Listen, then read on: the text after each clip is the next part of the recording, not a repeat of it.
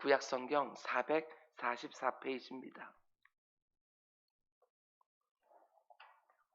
사무엘상 21장 1절부터 15절까지 말씀, 우리 그 가운데 1절부터 6절까지 말씀만 우리 한 절씩 교독하겠습니다.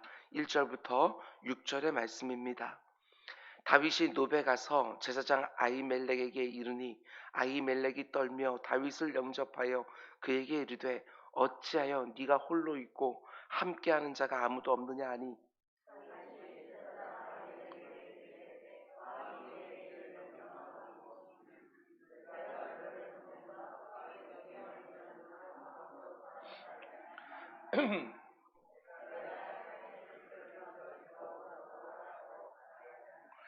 이제 당신의 수중에 무엇이 있나이까? 떡 5덩이나 무엇이나 있는 대로 내 손에 주소서 하니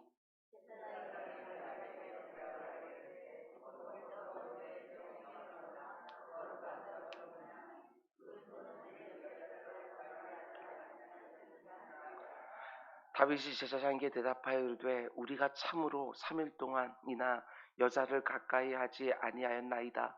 내가 떠난 길이 보통 여행이라도 소년들의 그릇이 성결하겠거든 하물며 오늘 그들의 그릇이 성결하지 아니하겠나이까 하매 제사장이 그 거룩한 떡을 주었으니 거기는 진설병 곧 여호와 앞에서 물려낸 떡밖에 없었음이라. 이 떡은 더운 떡을 드리는 날에 물려낸 것이더라. 아멘, 아멘. 우리 잠시 기도하겠습니다. 사랑해 주님 감사합니다. 이렇게 또 새로운 달에 첫날에 하나님 앞에 나왔습니다. 내 주 아버지 하나님, 오늘부터 시작되어지는 이 한 달에도 우리들의 뜻을 이루기 위하여 애쓰는 한 달 되지 않게 하시고 하나님이 내게 원하시는 뜻이 이루어지기를 사모하는 한 달이 될 수 있도록 인도하여 주시옵소서. 지난달까지 힘들고 어려웠던 것들이 있었습니까? 아버지 하나님, 이번 달에 그 모든 일들이 다 우리에게서 물러가게 하여 주시고 그 가운데 하나님께서 주신 평안과 행복과 즐거움이 가득할 수 있도록 인도하여 주시옵소서. 이번 한 달에도 이 강단에 선포되는 말씀들을 지켜주시고 그 말씀들이 살아서 운동력 있게 회중들 가운데 속에 역사하게 하여 주시고 말씀이 응하는 한 달이 될 수 있도록 주님 인도하여 주시옵소서. 특별히 2023년도 단기 선교가 준비되고 있습니다. 아버지 하나님, 이 일들을 주관하여 준비하고 있는 우리 조 목사님과 우리 박 목사님께 함께하여 주셔서 그들의 아버지 하나님 손길을 통해서 이루어지는 모든 것들이 단기성 미팅 가운데 속에 온전히 준비되어 그곳에 있는 우리 어린 심령들 가운데 속에 하나님의 놀라운 음성이 될 수 있도록 주님 인도하여 주시옵소서. 이 모든 말씀 예수님의 이름으로 기도드렸습니다. 아멘, 아멘. 여러분 잘 오셨습니다. 오늘도 좋은 날, 복된 날인 줄 믿습니다. 아멘, 아멘. 오늘 사무엘서 강의 37번째 시간입니다. 오늘 말씀의 제목은 두려움에 붙들리면 잘못된 판단을 할 수밖에 없습니다. 이런 제목으로 말씀을 전하도록 하겠습니다. 두려움에 일단 붙들리기 시작하게 되어지면 상황을 제대로 보지 못하고 하나님의 뜻을 분별하지 못하며 그 가운데 잘못된 판단, 후회할 만한 일을 하게 되어 있다. 그러므로 평안을 구하라. 이런 제목으로 말씀 전하도록 하겠습니다. 우리가 이 세상을 살아가면서 이런저런 두려움을 느낄 때가 참 많습니다. 건강에 대한 두려움도 있고 물질에 대한 두려움도 있고 미래에 대한 두려움도 있습니다. 한마디로 내가 처한 환경 때문에 느끼는 두려움이 참 많이 있습니다. 그럼 사실은 환경 때문에 느끼는 두려움보다 사람 때문에 느끼는 두려움, 이게 참 어렵습니다. 그래서 하나님도 자신이 사랑하는 성도들을 연단하실 때 참 많이 사용하시는 도구가 무엇이냐? 그게 바로 사람입니다. 사람. 이런저런 환경을 사용해서 우리를 견고하고 순결하게 빚어가시기도 하시지만 참 많은 경우에 이런저런 사람을 들어서 여러분과 저를 견고하고 순결하게 만들어 가시는 것이지요. 사무엘 하 7장 말씀 보면 하나님이 나단 선지자를 통하여 다윗에게 이렇게 말씀하는 것을 보게 되어집니다. 나는 그에게 아버지가 되고 그는 내게 아들이 되리니 그가 만일 죄를 범하면 내가 사람의 매와 인생의 채찍으로 징계하려니와. 그러니까 하나님이 자신이 사랑하는 사람들을 견고하고 순결하게 만들어 가실 때 아주 요긴하게 사용하시는 도구, 그게 바로 사람의 매와 인생의 채찍인 것이지요. 사람을 사용해서 자신의 사람들을 아름답게 빚어가시는 것입니다. 요즘 우리가 계속해서 묵상하고 있는 다윗도 마찬가지지요. 하나님이 다윗을 왕으로 빚어가시는데 누구를 사용하십니까? 사울이라는 악한 왕을 사용하시는 것이지요. 요즘 사람 때문에 힘들어하는 분들 틀림없이 있을 텐데, 환경의 어려움은 그래도 견딜만 하지만 사람에게서 오는 어려움은 참 견디기가 어렵습니다. 그래서 하나님은 오히려 사람을 도구로 사용하시는 것이지요. 나를 어렵게 하는 사람을 통해서 여러분과 저를 자신의 곁으로 더 바짝 이끄시는 것들을 보게 되어집니다. 내 인생에도 사울들이 있습니까? 왜 그런 사람을 내게 붙여 놓았냐고 탄식하고 불평하고 원망만 하는 것이 아니라, 그런 사람을 내게 허용하신 하나님의 선하신 뜻과 계획을 온전히 신뢰하면서 그 사람을 통해서도 하나님이 내게 이루실 선한 열매를 기대하며 기도하는 우리 모두가 다 될 수 있기를 주님의 이름으로 축원을 드립니다. 어제 새벽에 우리가 묵상한 것처럼 다윗은 이제 사울이 자기를 죽이려고 결심했다는 사실을 요나단을 통해서 선명하게 알게 되었습니다. 그런데 그때 다윗의 마음이 어떠했을까? 한 나라의 왕이 자기를 죽이겠다고 결심을 했습니다. 미국이나 중국처럼 큰 나라면 모르겠지만 이스라엘과 같이 조그만 땅덩어리에서는 이제 도망갈 곳도 숨을 곳도 없는 것이지요. 다윗의 마음에 얼마나 큰 두려움이 있겠습니까? 근데 생각해 봐야 되지요. 지금 다윗에게 있는 두려움이 충분히 이해는 되지만 이게 과연 하나님 보실 때에도 정당한 두려움이라고 말할 수 있을까? 디모데후서 1장 7절은 이렇게 말합니다. 하나님이 우리에게 주신 것은 두려워하는 마음이 아니요. 그리고 성경의 여러 곳에서 믿음의 반대말로 두려움을 쓰는 것을 보게 되었습니다. 두려움을 하나님에 대한 믿음 없음, 이렇게 말할 때가 참 여러 곳에 있습니다.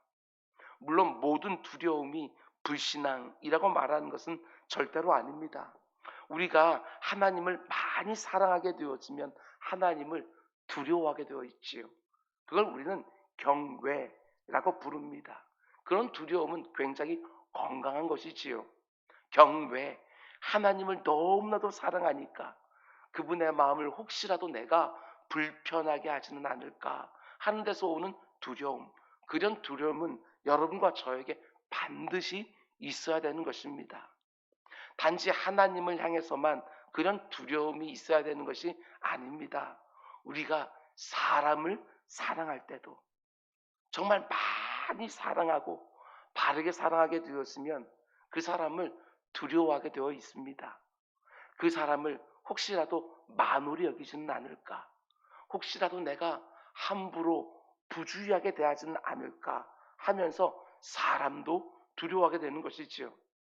저 역시 목회를 하면 할수록 성도들이 참 두렵다, 이런 생각을 할 때가 있습니다. 성도님들이 제게 해코지를 할까봐 두려운 것이 아니고 한 사람 한 사람이 너무나 귀하다는 생각이 점점 더 많이 드니까 점점 더 두려운 것이지요. 그 영혼 하나하나가 얼마나 귀하고 중요한지를 아니까 혹시라도 누군가를 실족시키지는 않을까 하는 두려움이 목회하면서 생기게 되어지는 것입니다. 이런 두려움은 단지 목회자인 저만이 아니라 모든 성도들에게 반드시 필요한 것입니다. 사람을, 영혼을 너무나도 사랑하기 때문에 혹시라도 그 사람의 마음을 불편하게 하지는 않을까 두려워하고 조심하는 것은 우리 모두에게 꼭 필요한 거예요. 내 마음과 내 상황에 따라 다른 사람들을 함부로 대하는 것이 아니라 내 마음과 내 지금 형편이 어렵다 할지라도 혹시라도 다른 사람들에게 덕이 되지는 않을까? 덕이 안 되면 어떻게 할까? 혹시 다른 사람들 그 가운데 속에 실족해 하면 어떻게 할까? 이런 것들을 생각하면서 공동체를 생각하는 것.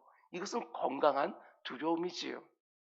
여러분, 그런데 사람을 많이 사랑하기 때문에 생기는 두려움이 아니라 사람의 권세가 주는 두려움, 사람에게 배반당하고 버림받을 것 같은 두려움, 이런 두려움은 우리로 하여금 종종 잘못된 판단을 하게 합니다.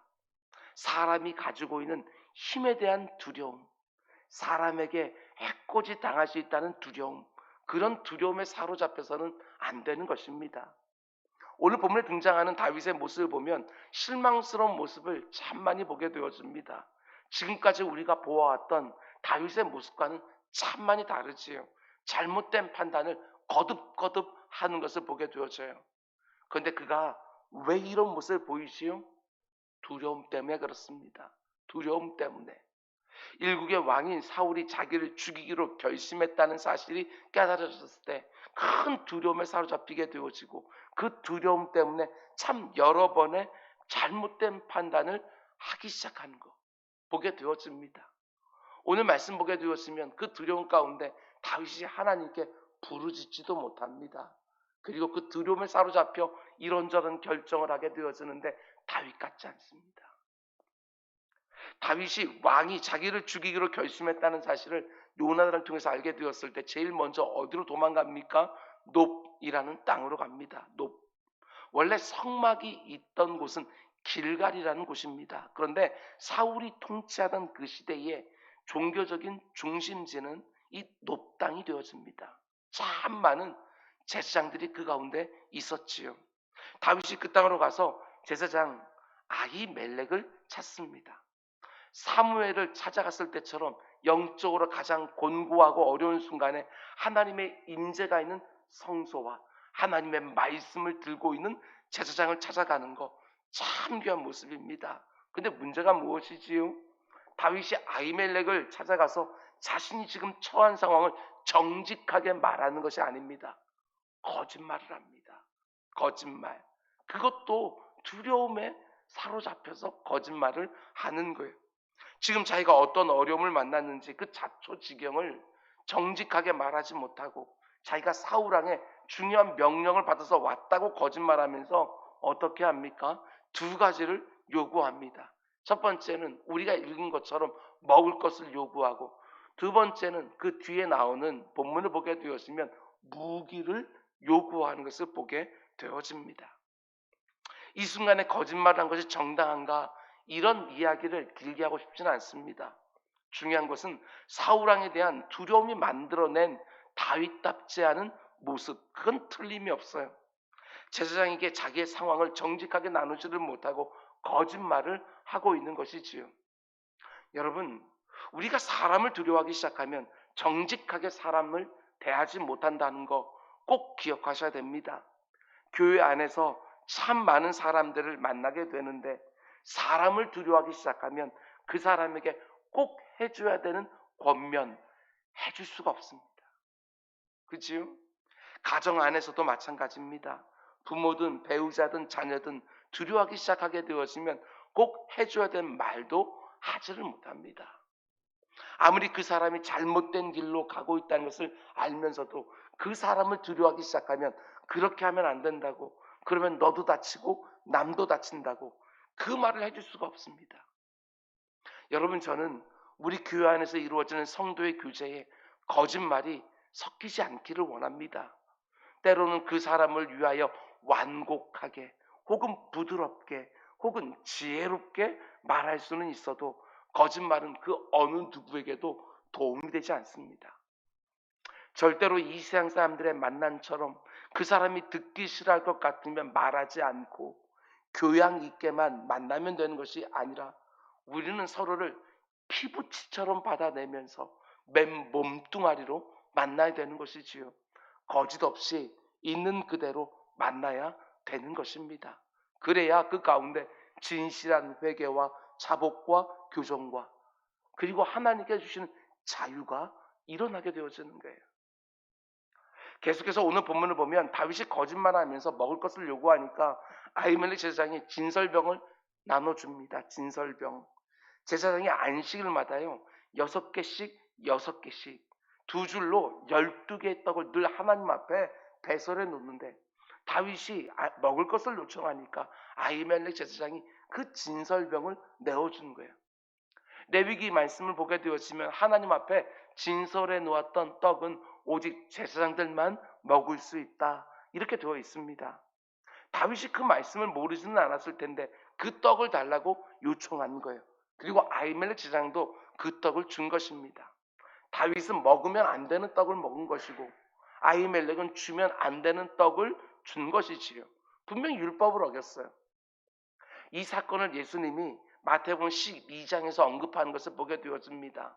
우리가 잘 아는 것처럼 예수님의 제자들이 안식일 날에 너무 배가 고파서 밀을 손으로 비벼서 먹는 것을 보면서 바리새인들이 안식일에는 일하지 말라고 되어 있는데 왜 율법을 깨뜨렸느냐, 그걸 문제 삼으니까 예수님이 다윗과 이 아히멜렉 사이에 있었던 진설병 이야기를 하시면서 이렇게 말씀하신 것을 보게 되었습니다.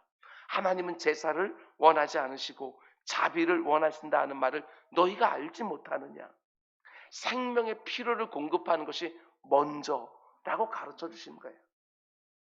여러분, 우리가 율법을 지키는 것 너무너무 중요하지만 그 율법의 핵심이 뭔지를 놓치면 안 됩니다. 모든 율법의 핵심이 무엇이지요? 우리 주님께서 직접 가르쳐 주셨습니다. 하나님을 전심으로 사랑하고 이웃들을 내 몸처럼 사랑하는 것, 그게 바로 모든 율법의 핵심이고 으뜸이라고 말씀해 주십니다. 그런 면에서 볼 때 사랑이 없는 율법 준수 아닙니다. 그것은 단지 율법주의입니다. 율법주의. 꼭 기억하셔야 됩니다. 사랑으로 하지 않는 율법 준수. 겉으로 볼 때는 율법을 지킨 것 같다 할지라도 하나님의 마음은 도통 모르는 거예요. 하나님은 율법을 지킬 때라도 그 가운데 하나님 사랑, 이웃 사랑이 있기를 원하는 것이고, 때로는 하나님 사랑, 이웃 사랑할 때 그 가운데 속에 율법을 온전히 지키지 못하는 경우도 있다 할지라도 하나님은 중심을 보시는 것이지요. 그게 중요합니다. 어쨌든 떡을 달라는 다윗에게 아히멜렉 제사장이 진설병을 주고 무기를 달라는 다윗에게 무엇을 주십니까? 골리앗의 칼을 줍니다. 이것밖에 없다고. 그런데 이 일이 어떤 결과를 가져오느냐? 22장 우리가 내일 새벽에 보겠지만 다윗을 도와주었다는 이유로 아히멜렉과 80명이 넘는 제사장들이요 죽임을 당해요. 사울 왕에게. 다윗이 의도한 것 절대로 아닙니다. 사울에 대한 두려움 때문에 잘못된 판단을 하고 만 거예요. 제사장에게 정직하게 자신의 처지를 말하지 못하고 거짓말을 한 것 때문에 그 많은 제사장들이 억울하게 죽임을 당해요. 두려움이 만들어낸 결과입니다. 많은 사람들이요 생명을 잃고 그 높당이요 아주 쑥대밭이 됩니다. 우리가 다윗을 전적으로 비난할 수는 없겠지만 사람에 대한 막연한 두려움은 우리로 하여금 많은 실수와 실패를 경험하게 하는 거예요. 근데 이어지는 구절들을 보면 다윗이요 아히멜렉 제사장에게 받은 그 골리앗의 칼을 가지고 이번에 어디로 도망을 갑니까? 이것도 어처구니가 없습니다. 10절 말씀 보면 그날에 다윗이 사울을 두려워하여 일어나 도망하여 어디로요?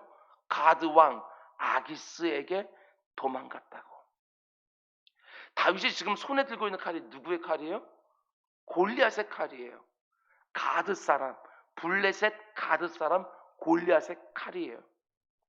다윗이 골리앗을 죽이고 취한 전리품 그 칼을 들고 골리앗의 고향인 블레셋 가드 땅으로 망명을 한 것이지. 참 어처구니가 없는 결정을 했습니다. 가드 사람들이 다윗을 받아 주겠습니까? 그러면 다윗이 왜 이렇게 어리석은 판단을 했을까? 이게 다 두려움 때문입니다. 특별히 이런 점을 생각해 보십시오. 지금 다윗이 손에 들고 있는 골리앗의 칼은요 하나님의 이기게 하심과 보호하심의 상징이에요. 그 칼을 딱 받아들었을 때 다윗은요, 분명히 자기가 골리앗을 때려 죽인 거, 그것들이 생각이 났을 거예요. 어떻게 그것을 잊을 수 있겠습니까? 자기 인생을 완전히 뒤바꿔 놓은 사건. 도무지 그 골리앗 앞에 설 수 없는 소년이었지만 하나님이 그와 함께 하심으로 하나님이 자신의 이름을 온전히 영화롭게 하기 위하여 다윗을 들어서 골리앗을 쳐서 죽이게 하시는 거예요. 그리고 그 전리품으로 그 골리앗의 칼을 얻게 되었는데, 그 칼을 딱 들고 있음에도 불구하고 내가 사울 왕이 다스리는 이 땅에서는 살아남지 못하겠구나 하는 두려움을 가지고 블레셋 가드 땅으로 도망간 거예요. 아니, 골리앗 앞에서도 생명을 지켜주신 하나님인데 사울 왕의 손에서는 못 지켜주시겠냐고요. 그런데 두려움에 딱 붙들리니까 하나님의 그 기적 같은 역사를 상징하는 그 칼을 손에 들고서도 가드 땅으로 망명해버린 거예요. 그렇습니다. 두려움은 우리로 하여금 바른 변별력을 상실하게 하는 거예요. 우리가 잘 아는 빌립보서 말씀만 보더라도 아무것도 염려하지 말고 오직 모든 일에 기도와 간구로 너희 구할 것을 하나님께 아뢰라. 그리하면 하나님이 어떻게 해주신다고요? 하나님이 그리스도 안에서 그 평강을 우리에게 허락해 주셔서 마음과 생각을 지켜주신대요. 아무것도 염려하지 말고 오직 모든 일에 기도와 간구를 하게 되었으면 그 염려거리를 하나님이 응답해 주신다, 이렇게 말씀하는 것이 아니라 평강으로 마음과 생각을 먼저 지켜주시는 거예요. 그래야 상황을 제대로 보게 되어지는 것이지요. 그래야 두려움에 사로잡히지 아니하고 그 가운데 하나님의 뜻이 무엇인지를 제대로 변별할 수 있는 거예요. 하나님을 향한 경건한 두려움은 바른 변별력을 주지만 사람에 대한 두려움은 나로 하여금 바른 변별력을 상실하게 만들고 지금 내가 처한 상황을 과대 포장하기 시작하면서 믿음의 길을 선택하는 것이 아니라 어리석은 일을 선택하게 되어지는 거예요. 여러분, 사람 두려워서는 안 됩니다. 하나님을 사랑하고 사람을 사랑하기 때문에 그 경건한 두려움을 가지고 사람을 대해야지 사람을 두려워하는 것은 안 됩니다. 사람을 두려워하기 시작하게 되어지면 하나님 백성답게, 성도답게 살 수가 없습니다. 사람을 두려워하다 보니까 권세자에게 아첨하고 부자들에게 아첨하고 상사들에게 아첨하고 나에게 도와주고 힘을 써줄 수 있는 사람들에게 아첨하고, 반대로 자기보다 약하거나 밑에 있는 사람에게는 함부로 대하고. 아닙니다. 이 인생을 두려워하며 우리 성도들은 사는 게 아닙니다. 코에 숨이 붙어있는 인생, 스웨치 가치도 없고 티끌 같은 인생을 두려워해서는 안 되는 것이지요. 여러분과 저의 인생이 사람의 손에 달려있는 것이 아니지 않습니까? 아무리 내가 살고 죽는 것이 그 사람에게 달려있는 것처럼 보인다 할지라도 내 인생의 주인은 오직 하나님 한 분이시다. 거듭거듭 고백하면서 하나님만 두려워하고 사람은 힘을 다해 사랑하는 우리 모두가 꼭 될 수 있기를 주님의 이름으로 축원을 드립니다. 저 같은 목회자도 사람 두려워하기 시작하게 되었으면 하나님의 말씀을 바르게 전할 수가 없습니다. 사람 눈치를 보고 사람에게 아첨하면서 그 가운데 말씀을 어떤 식으로든지 굽게 할 수밖에 없는 것이지요. 저를 위해서도 기도해 주시고 여러분 자신을 위해서도 기도해 주시고, 사람 두려워하다가 하나님이 원하시는 일을 제대로 감당하지 못하는 우리 모두가 되지 않기를 주님의 이름으로 부탁을 드립니다. 다윗이 골리앗의 칼을 가지고 더 안전하다고 생각되어지는 블레셋 가드 땅으로 건너가지만 이내 어떻게 되어집니까? 훨씬 더 큰 어려움을 만나게 되어져요. 가드 땅에 있는 그 장수들이요, 다윗을 기억하고 있습니다. 저 다윗이 우리 골리앗 장군을 죽이지 않았느냐, 그리고 다윗에 대한 최근 평판까지도 다 알고 있는 거예요. 다윗이 죽인 자는 만만이요 사울이 죽인 자는 천천이다. 그러면서 그 가드 사람들이 뭐라고 말합니까? 11절 말씀 보면 아기스의 신하들이 아기스에게 말하되 이는 그 땅의 왕 다윗이 아니니까. 지금 이스라엘 땅의 왕이 누구예요? 사울 아닙니까? 사울. 그런데도 블레셋 사람들, 특별히 골리앗의 고향 사람들에겐 다윗은 이미 이스라엘의 왕이에요. 이미 왕처럼 여겨지고 자기들이 가장 두려워하는 다윗이 자기 발로 스스로 가드 땅에 찾아온 거예요. 얼마나 이게 좋은 기회이겠습니까? 이들의 반응을 보고 다윗이 크게 또 두려워합니다. 사울을 두려워하다가 이제는 가드왕 아기스가 자기를 죽일지도 모른다고 또 두려워하는 거예요. 그래서 어떻게 합니까? 우리가 잘 아는 것처럼 미친 척을 합니다. 침을 질질 흘리고 머리를 끄적거리고 벽에다가 등을 막 부벼대면서 미친 척을 하는 거예요. 다윗의 일생일대 이처럼 수치스러운 순간은 없었을 것입니다. 전쟁에 나가기만 하면 이기던 그 용맹한 다윗의 모습은 다 사라져버리고 자기 생명 하나 부지하기 위하여 미친 척을 하고 있는 거예요. 사람을 두려워하다 보니까 결국에는 이런 모습까지 보이고 있는 것입니다. 여러분, 다윗만의 모습이 아닙니다. 여러분과 저의 모습이 얼마든지 될 수 있다. 가드왕 아기스가 두려워서 미친 척으로 다윗이 노임을 받고 다시 이스라엘 땅으로 돌아와서 이 상황을 놓고 시를 쓰는데 그게 바로 시편 34편의 말씀입니다. 특별히 4절을 보면 다윗이 이렇게 고백을 하는 거예요. 내가 여호와께 간구하며 내게 응답하시고 내 모든 두려움에서 나를 건지셨도다. 오늘 본문에서 다윗이 보여주는 모든 실패의 근원은 두려움입니다. 사람에 대한 두려움. 근데 그 상황에서 내가 하나님께 간구했더니 내게 응답하시고 내 모든 두려움으로서부터 나를 건져주셨더라. 처음부터 이랬어야지요. 내 마음에 두려움이 막 밀려오기 시작할 때 그때 하나님께 간구했으면 아히멜렉과 80여 명의 그 제사장들이 죽을 일도 없었고 이렇게 미친 척할 이유도 없었던 거예요. 그리고 이어지는 8절과 10절에서 그 유명한 고백을 합니다. 너희는 여호와의 선하심을 맛보아할지어다. 그에게 피하는 자는 복이 있도다. 젊은 사자는 궁핍하여 줄일지라도 여호와를 찾는 자는 모든 좋은 것에 부족함이 없으리로다. 아멘. 자기가 실패한 경험을 가지고 시편 34편에서 고백하는 것이지요. 사람에 대한 두려움에 사로잡혀 있지 말고 즉 인생 막대기에 대한 두려움에 굴복하지 말고 얘들아 사람을 두려워해서 도망치다가 어리석게 거듭거듭 실패를 반복하고 더 큰 위험에 빠지는 일이 없이 처음부터 너희는 여호와께 피해라. 젊은 사자는 궁핍하여 굶주릴지라도 여호와께 피하는 자에게 모든 좋은 것이 부족함이 없다는 게 뭔지 너희도 맛보아야 알아듣는다. 나를 봐라. 나의 실패를 통해서 배워라. 너희는 절대로 그렇게 하지 마라. 이 말을 하는 것이지요. 여러분, 우리가 이 땅을 살아가다 보면 이런저런 두려움에 빠질 수 있습니다. 그런데 그 두려움에 붙들기 시작하면 잘못된 판단을 합니다. 하나님 마음에 합한 사람 다윗도 그랬는데 여러분과 저는 말할 필요도 없지요. 두려움 가운데서 뭔가를 결정하고 움직이면 후회할 수밖에 없는 일을 하게 되었습니다. 요즘 뭔가에 대한 두려움 때문에 제대로 상황을 분별하지 못하는 분이 계십니까? 오늘 이 새벽에 오직 하나님을 믿고 의지하게 달라고 기도하면서 천만인이 에워싸 진칠지라도 내가 두려워하지 않겠다고 믿음을 굳게 세우고 평안을 구하십시오. 하나님, 제 마음에 평안을 주십시오. 제 마음과 제 생각을 평안으로 다스려 주십시오. 그리고 나를 두렵게 하고 있는 모든 것들 앞에 딱 서서 하나님이 함께 하시는 성도의 담대함을 보여주는 또 한 날이 될 수 있기를 주님의 이름으로 축원드립니다. 우리 기도하겠습니다. 사랑의 주님, 코에 호흡이 붙어있는 수혜칠 가치도 없는 티끌 같은 인생 두려워하지 않게 해주십시오.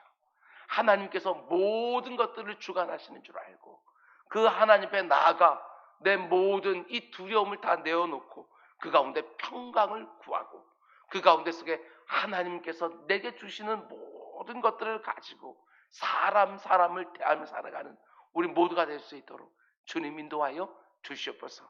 오늘 이 새벽에 주의 성도들이 하나님 앞에 기도할 때 아버지 하나님 그 두려움의 대상들 놓고 기도하게 하시고 환경에 대한 두려움이든지 사람에 대한 두려움이든지 하나님 앞에 다 아뢰어놓고 아버지 하나님께서 모든 것을 주관하신다는 믿음을 가지고 오늘 기도의 자리를 떠나 일상으로 그 두려움이 있는 자리로 돌아가는 우리 모두가 될 수 있도록 인도하여 주시옵소서. 이 모든 말씀 예수님의 이름으로 기도드렸습니다. 아멘.